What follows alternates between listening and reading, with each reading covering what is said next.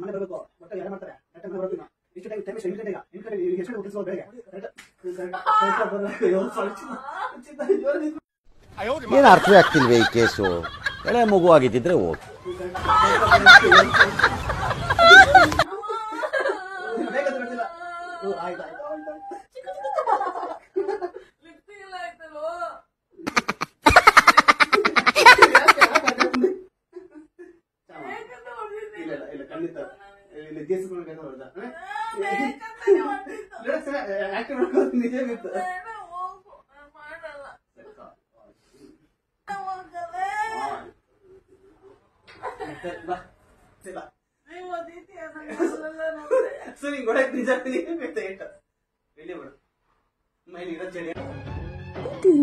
ಅನುಮಾನ ಎನ್ನುವ ರೋಗಕ್ಕೆ ನಂಬಿಕೆಯೇ ಔಷಧಿ.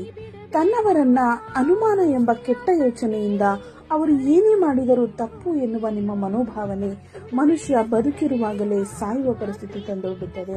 ದಯವಿಟ್ಟು ನಿಮ್ಮ ಅನುಮಾನ ಎಂಬ ಕಾಯಿಲೆಯನ್ನು ಇನ್ನೊಬ್ಬರ ಮೇಲೆ ಹೇರಬೇಡಿ. ಎಲ್ಲರೂ ಕೆಟ್ಟವರಾಗಿರುವುದಿಲ್ಲ. ದಯವಿಟ್ಟು ಪ್ರೀತಿಯಲ್ಲಿ ಅನುಮಾನಪಟ್ಟು ಪ್ರೀತಿನ ಸಾಯಿಸಬೇಡಿ.